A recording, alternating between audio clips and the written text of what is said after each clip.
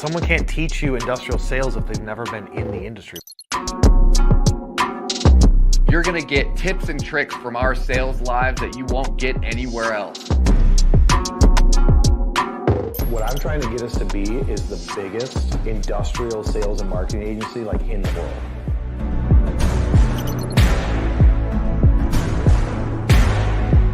We're not playing for average at all, ever. I don't want any client, if we surveyed them, to be like, yeah, it's good. Like, I want to be like, dude, they're awesome.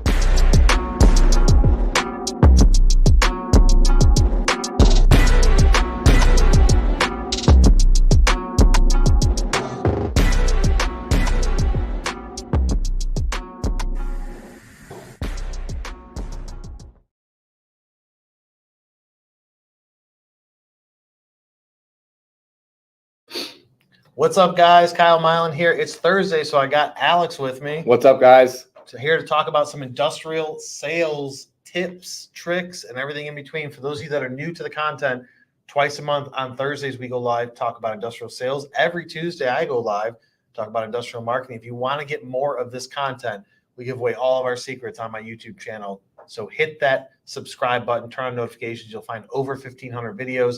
We got over 800,000 views now. So that is growing. I appreciate you guys hitting those thumbs on LinkedIn and those thumbs on YouTube. Keep this channel growing. If you want to listen to it in podcast form, every major podcast platform has it. Just type in industrial sales and marketing with me. You can listen to this while you get your nails painted or cut your grass. Anything to add to that? I don't know. I don't think I can top that one. Yeah, that's like, we always throw that out there. Throwing out the nails and grass. Yeah, nails and grass, man. That's what people are doing. They're getting their nails painted or cutting their grass. I know you get your nails painted. All the time, man. All the time. Twice a week.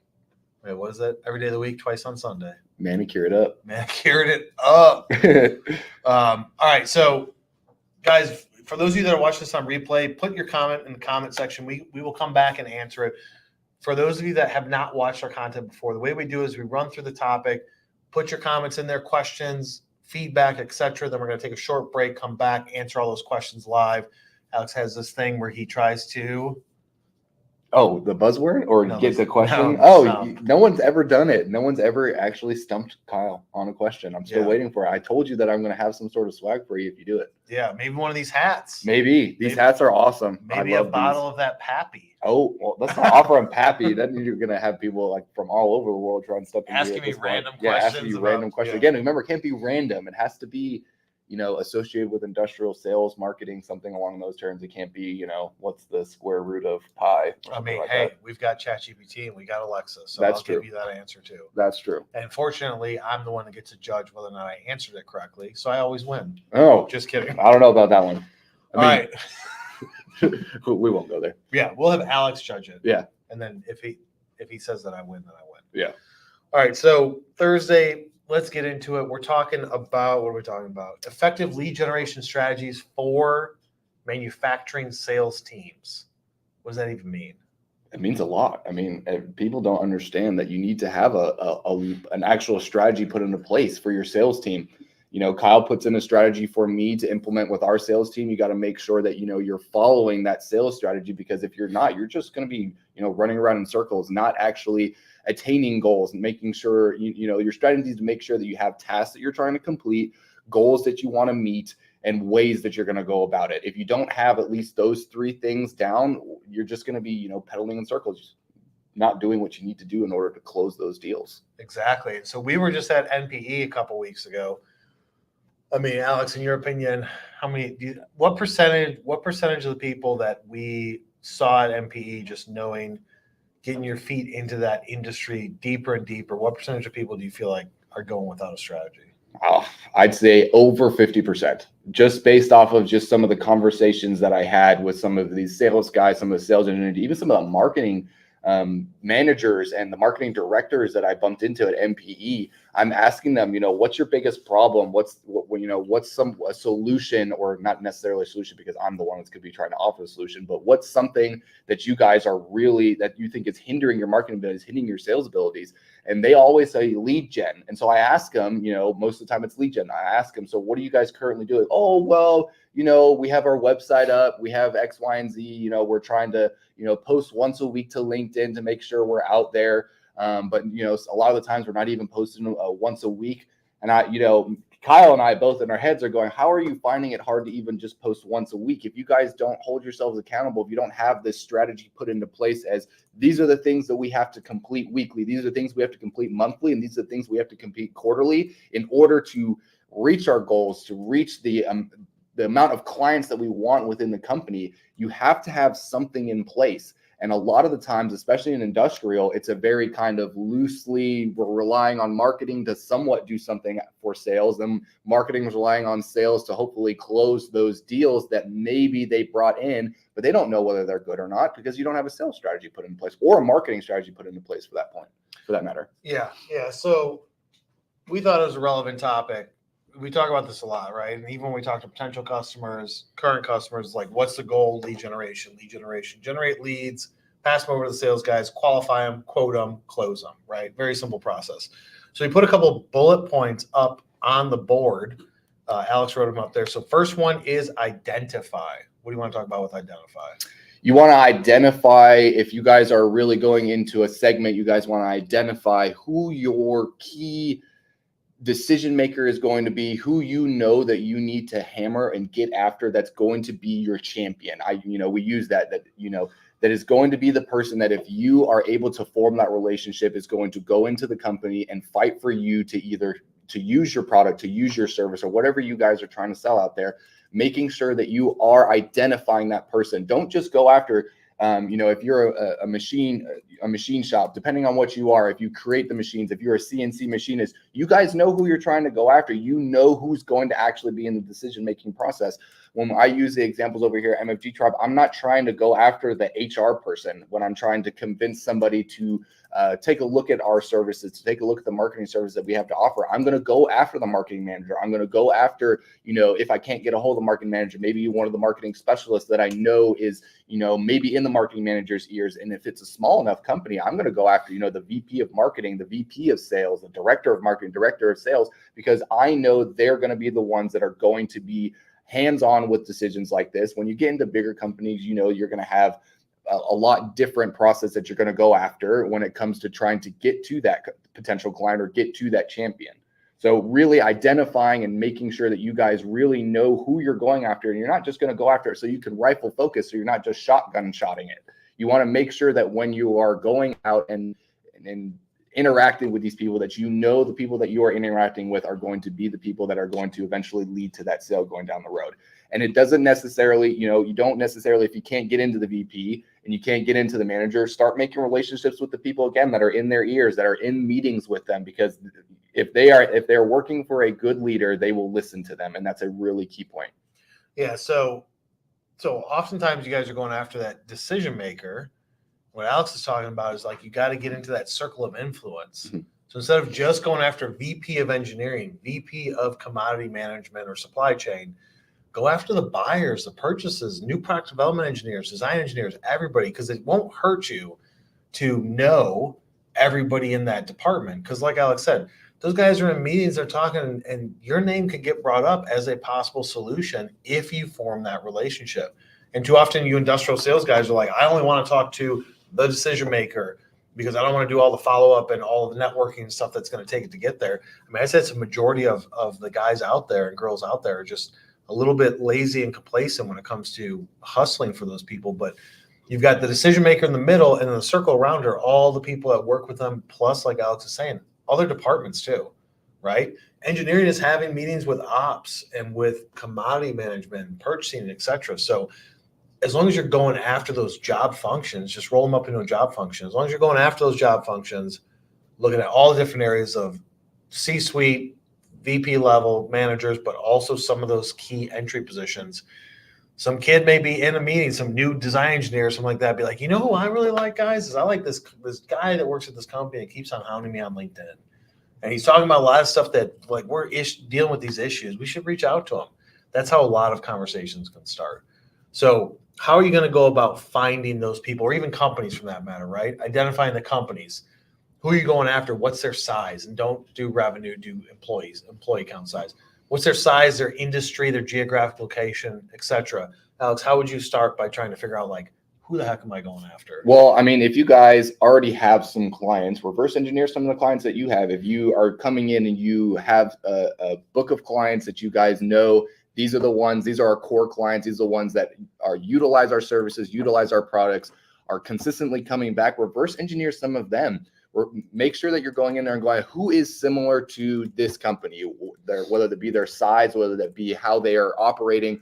And, some of the discovery calls that I get, they're even, coming and asking me what kind of leadership do we have? We use the EOS system. It's EOS, right? That's technically what it is. We use EOS. What kind of management system are you guys using? Finding similar things with those companies, because this company utilizes our product and our services and utilizes it frequently. If I can find people that are similar, and it doesn't necessarily have to be in the exact same industry. If you can, when I say industry, the same vertical, if you can offer a product or service to somebody else that's not necessarily offering the exact same product or service, go for it. But they have a same leadership style. They have the same company lifestyle. They're in the same geography. There are so many different things that you can realistically look at and reverse engineer. And it can also go all the way back to even, if you guys want to, we don't work with competitors. When I say that, if we hire a machine shop in a certain vertical, we're not going to work with our direct competitor, but you guys can go out there, work with their competitors, work with, what they're doing, look at what they're specifically doing, making sure that you can offer them that product or service and help them out as well. Yeah. I mean, so that point, there's a lot of, I see this mostly in the machining world, right? Like CNC machine shops, like you have competitors. And it's like when they're busy and they have to offload some stuff, you're there to help them out. And it's a lot friendlier of a community than some other industries I've been in, where owners of different CNC machine shops will take their workload that's too high for them and give them to one of their competitors to say, hey, look, I got to get this done for my client. Do you want to make some money on it? Make the parts for me, etc. And it creates like more of a network. Like we're all going in the same direction, right? There's plenty of work to go around. We do things a little bit different. We don't work with our competitors. We don't white label services or anything like that, because I want to keep everything, all the control in the walls of this business. But yeah, I mean, that's a great point that you have a lot of options available. Reverse engineer your current customers to find other companies that are competitors to them and also similar type of variables. So what is the company size of your current customers that you like? So take a look at your current customers and say, out of these 100, these 20 are really our ideal customer profile, which that's a process you can go through to create that. And the criteria to be an ideal customer is they're going to hit these things: size, location, industry, payment terms, etc. So build that out and then go and find people that meet that criteria. And if we had to make a list right now, I know Seamless AI and Zoom Info, two systems that we have subscriptions for. We use those often, but for those that don't have those in industrial, Alex, what system do you think? Sales Nav. Yeah, I would say Sales Nav is probably your biggest friend when it comes to something like that. If you don't have necessarily the funds to go out there and buy a huge Zoom Info license, having Sales Nav is really helpful. Kyle and I and my sales team, and Kyle's sales team and I, we really go in on the Sales Nav, and we look at what services or what not services, what technology they use, whether it be HubSpot for the CRM, what technologies they use. Man, I'm not able to speak today. I don't know what is going on. I'm trying to talk too fast. What technologies they use, what industry they're in, again, what's their size. You can utilize all those filters in Sales Nav. Sales Nav, honestly, I think has almost as much, if not more, filters than Zoom Info, because you can get a little bit more. You can get a little bit more rifle focused on who you guys are going after. And then guess what? You find that person on Sales Nav. You have a LinkedIn page. You can friend request them there. You can message them right there. It becomes really easy, really simple. Send them a resource, just send them an intro. Just try and connect with them to initially form that relationship. But Sales Nav. Yeah. And so I'm putting these notes while Alex is talking. I'm putting them into the comment section so that way you guys can have them there. One thing I'll add is, as a bonus tip, and I'll put a comment in there, is that if you guys want to know how to build out these custom Sales Navigator lists and then use some LinkedIn automation tools, put "I want to automate" in the comment section. I'll put a comment in there, and I will send you a link to a webinar that we did probably 2 months ago, an hour and 10, 15 minutes of me walking through with screen sharing how to build out Sales Navigator lists, filter it down from accounts to people, build these lists, and pull them into a third-party automation tool that we've been using for the last 7 years that really helps you stay on top of everything, and it will generate revenue for you. So I'll put that tip in there. And if you guys want to take a look at that webinar, put "I want to automate," and we'll throw it in there for you. When you're going through the Sales Navigator list, like Alex said, ZoomInfo, Seamless AI, all of the list builders, those two really are the top. They have some good filtering criteria, but with Sales Nav, you've got whether or not they're connected with you, second degree, third degree connection. You also got how active are they on LinkedIn? Are they active on LinkedIn in the last 30 days? You can use that toggle and turn it on to know, like, hey, this person's active in the last 30 days. I bet you I can get their attention on this platform instead of then emailing them or picking up the phone and calling them. I bet you I can get their attention there. And you wouldn't know that. You do this search that he's talking about, and you get this list of, like, let's say it's 146,000 people with engineering, ops, purchasing, whatever function you're going after. And you're like, where do I even start? Well, I'm going to go after managers first, decision makers. But even still, it gets it down to maybe like 50,000. Using that active on LinkedIn or recently posted on LinkedIn, that toggle will cut it down by 90%. And those are the people you can go after on LinkedIn and get attention from. What other tool to identify do you feel like? Is there another one that they could use? I mean, Google, when I say Google, Yeah. doing your research on some of these clients. I sometimes, just for example, sometimes when I'm coming in, I'm trying to look, I look for competitors. I look for similar, when I say competitors, I look for people in similar industries. I look for people that work with a company potentially. I look for people that work with a company that we already work with, because we're in the same industry, because they're going to be utilizing the same strategies and all that kind of stuff. They could use our marketing services. Find people that work with your companies, because if they already meet your criteria as a good client, going in there, doing the research, finding out, even asking your clients, hey, if you found somebody that they utilize each other's services, seeing if you can't get them to connect you. Asking, it's better to ask than not to, just to sit there and be like, okay, I'm not going to ask because I don't want to make myself look stupid or anything like that. Ask. I promise you'll get yeses more than you'll get nos, especially when it comes to introducing somebody and forming a relationship. If you're doing a good job for one person, they're going to want you to do a good job for another. They really don't care. I promise you, most people don't. They love to show. Everybody does. I mean, if I have something that works really well, I'm going to share it with everybody. If I have some form of outbound that I find randomly that utilizes, that really works for us, I'm going to share it with you guys. I'm not going to sit there and keep it to myself, because it's fun to share things that work well with everybody and that that work well, because everybody's going to look at you again as a thought leader and is going to respect you and be like, they helped me out. Exactly. All right. Point number 2 we got up on the board is leverage. What are we talking about there, Alex? How you guys are going to be leveraging your digital marketing tools, whether that be social, whether that be however you guys are, whatever marketing tools that you guys are using, whatever digital tools you guys are using, making sure that you're leveraging them the way that they are meant to be leveraged. If you're going to be on social media, not just posting 1 or 2 times a month, making sure you're consistent on there. If you guys are going to be using a CRM or email marketing, making sure that when you're using those services, those digital marketing tools, that you are consistent. You're not just sending out a sequence for 2 weeks and then, forgetting about it for 3 months and then trying to send out another one. Staying consistent.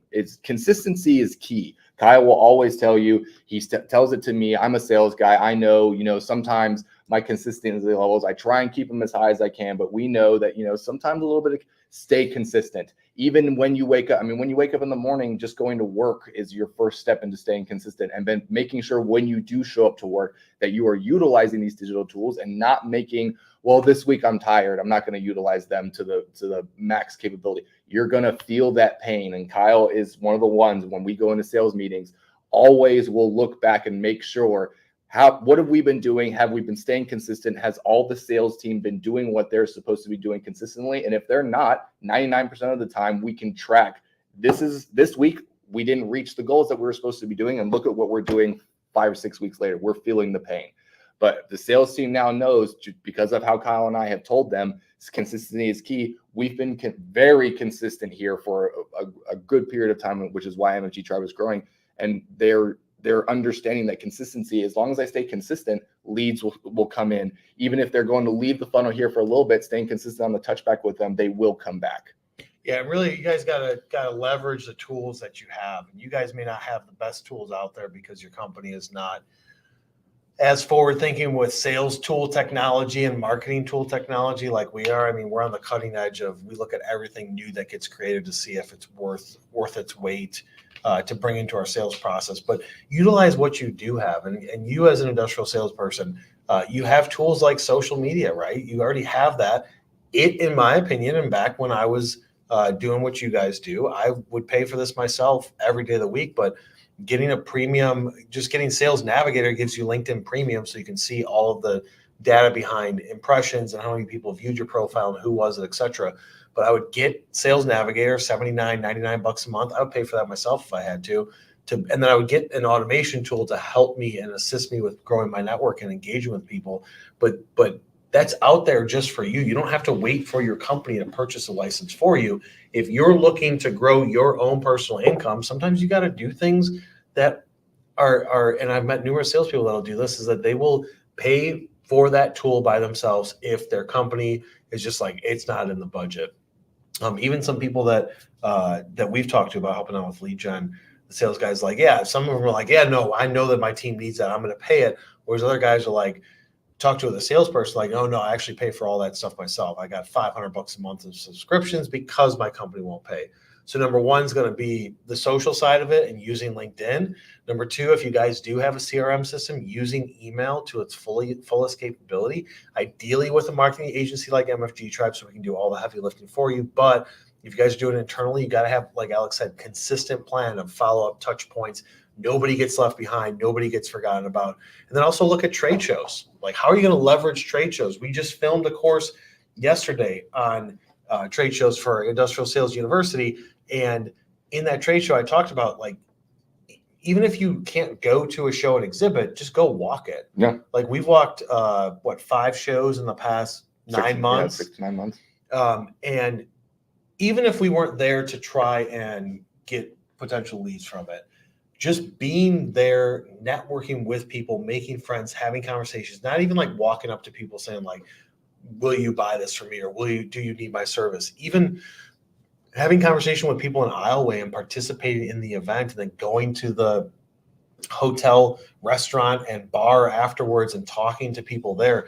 Like, it's worth it a lot of times if you guys are not exhibiting at a show to just go and walk it. That's at your disposal. You can go to your boss and say, hey, I want to go to the show. It's a $400 plane ride, 2 nights in a hotel. I can be in and out in 3 days for $1,000, $1,200. A lot of times the manager should approve that because at your bigger companies, they would have that budget. But go and walk it. As long as you work it, you can walk it again. Yeah. And I mean, you learn a lot of cool things when you're walking around the show too. Funnily enough, when we were just talking about LinkedIn here, it reminded me of that story of that guy that we came across that didn't know what LinkedIn was.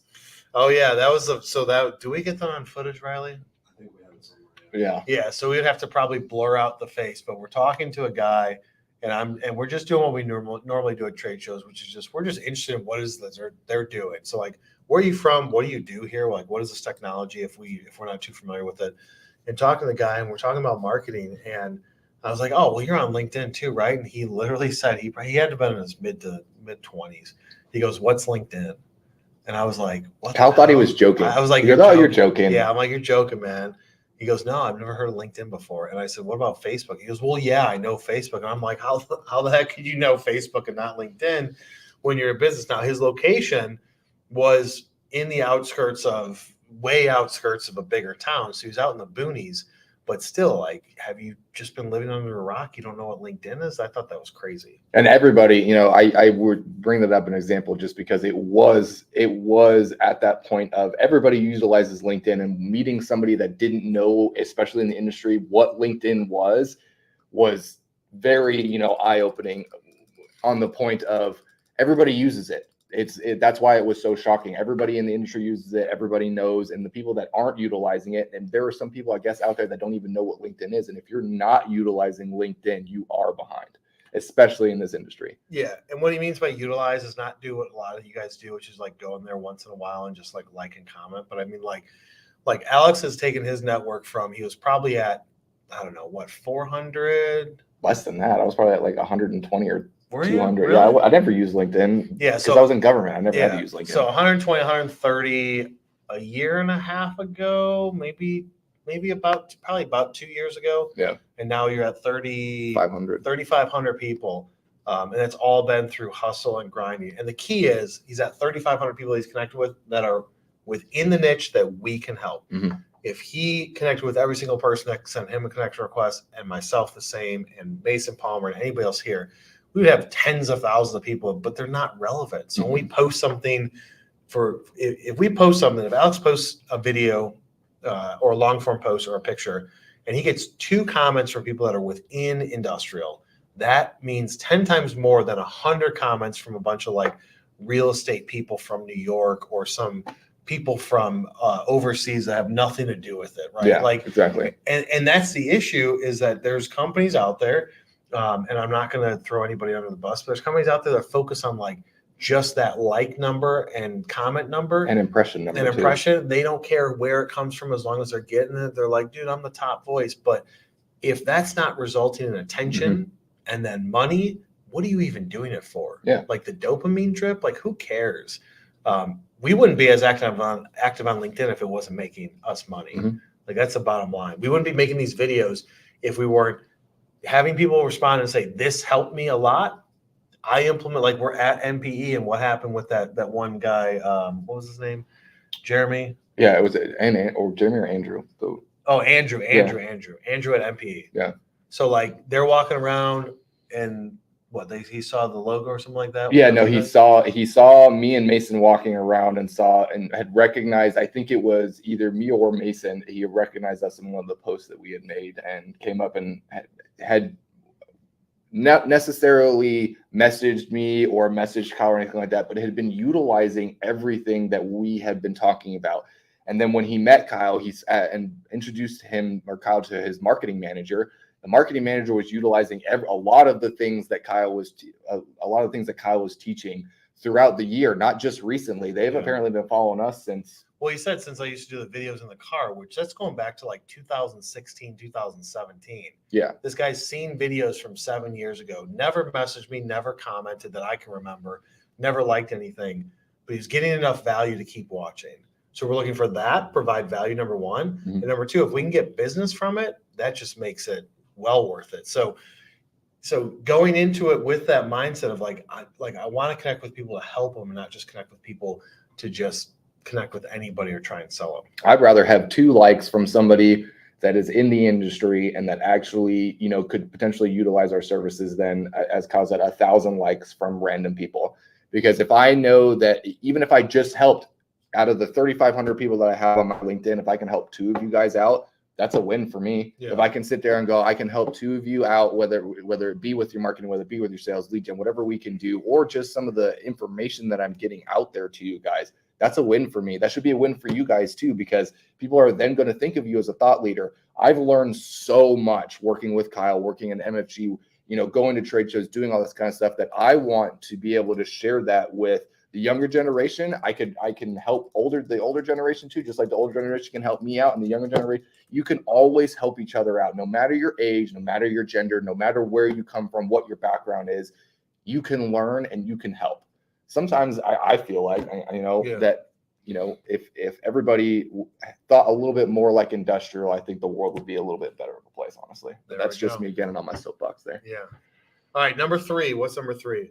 Optimize. What does that mean? You got to optimize your process. You got to make sure that you are utilizing the tools, especially with the technology that's coming around nowadays, making sure that you're utilizing some of these tools that make your life easier, that take the monotony out of some of the tasks that you guys are doing on a day-to-day basis and giving you back some more time.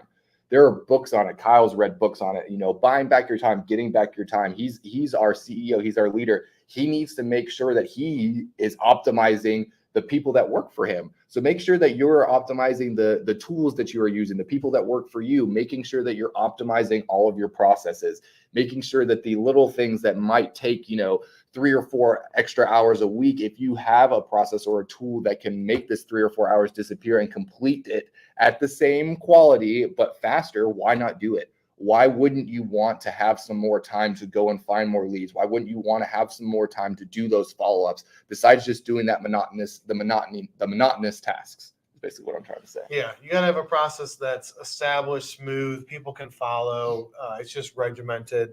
We've got our processes here.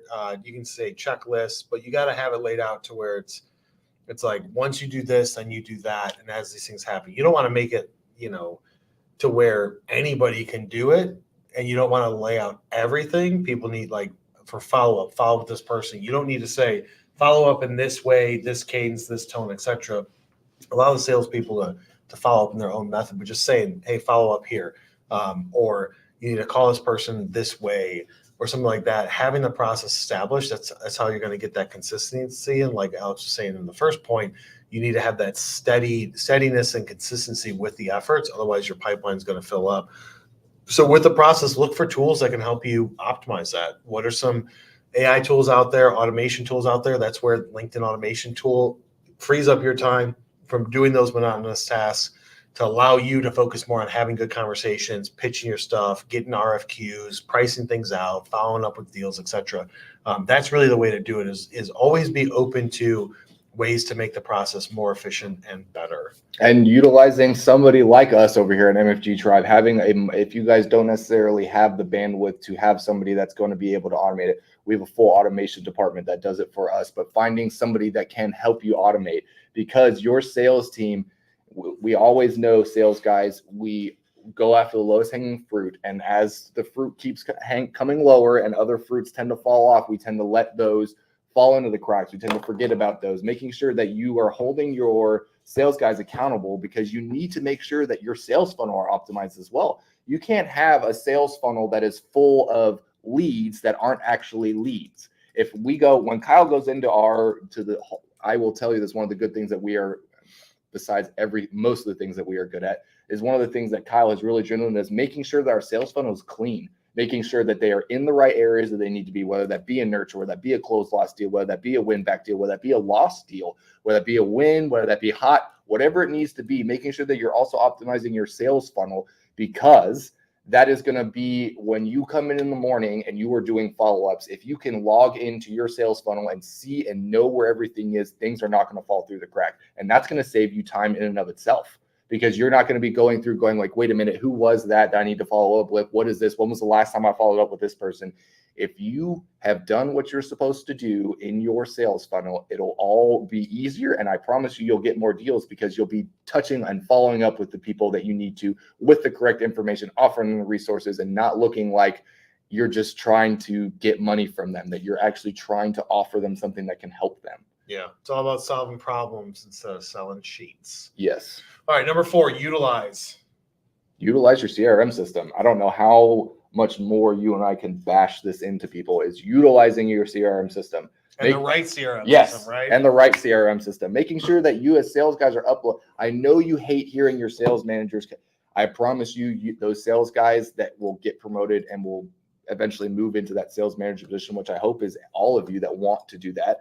When you move in that sales manager position, you are going to realize that as a sales manager, as a leader, as a salesperson, making sure that your notes are in there, making sure that your meeting links are in there, making sure that bullet points, anything that you have discussed, that you have taken notes on, making sure that they are in your CRM system, that they are uploaded into there.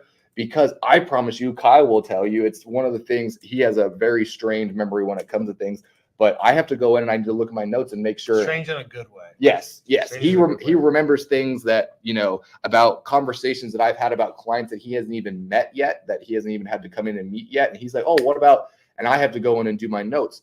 There are different levels. Even if you have his brain, making sure that you have those notes in there, because if that, that deal gets kicked down the road for 4-6 months, when you're going to go and do the follow-up, you're not going to remember what your last conversation was. And guess what? You're going to be doing some generic follow-up that they're not going to be super thrilled about. But if you have your notes in there and you're reaching out to Lara over here, Lara loves to hula hoop and she does it with fire. So I'm going to relate to her and I'm going to be like, hey, Lara, how's your fire hula hoop going? Because that scares me what she does over here. I don't know how she doesn't set her hair on fire. This is where I wish that do we have footage of Lara?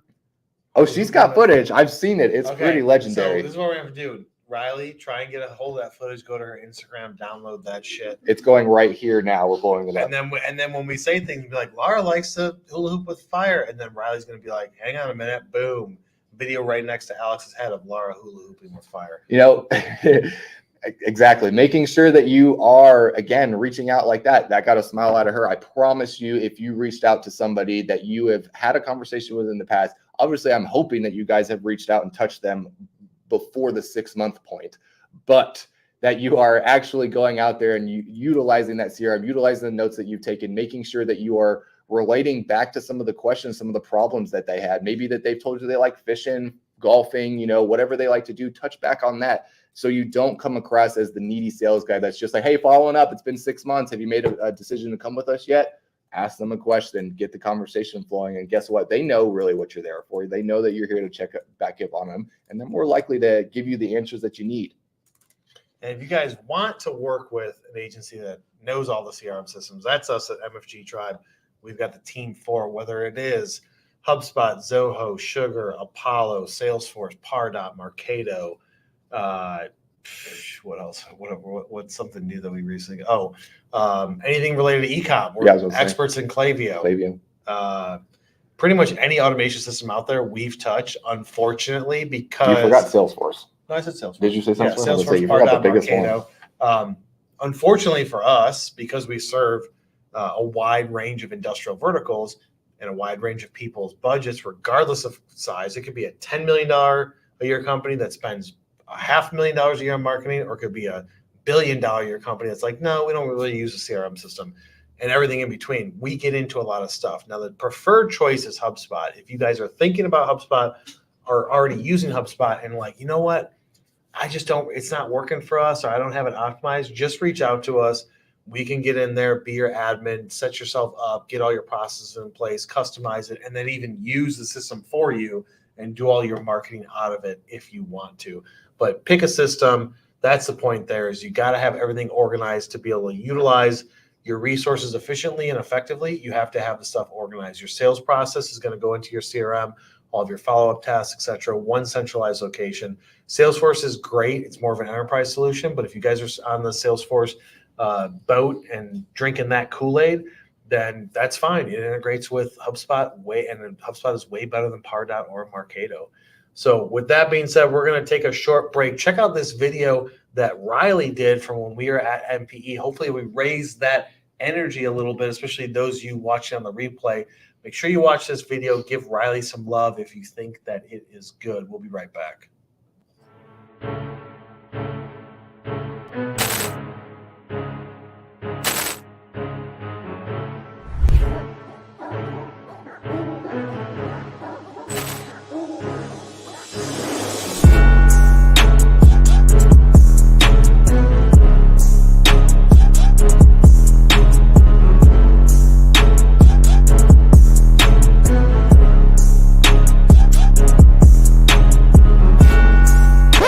Without the Zins. That's not true.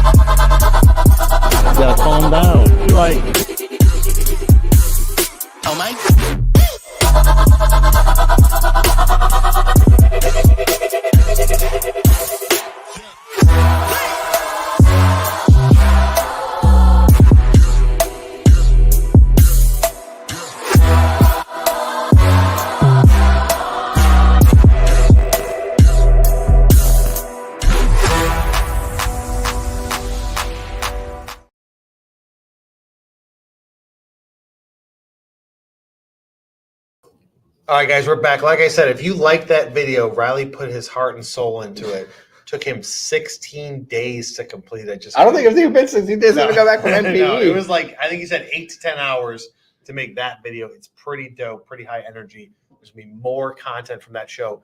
We didn't talk much in that hype video, but wait till you see the full behind the scenes episode of Mic'd Up, where we're talking to people, showing you the conversations we're having, what we're learning, how we're pitching, and all the networking that we did. Do we have any comments besides mine? Everybody's busy on this Thursday. You're out there grinding and hustling, so be sure to comment if you're watching on the replay. If you guys want more of this content, head over to YouTube, hit subscribe, turn on notifications. We will see you on the next one. Have a good one, guys.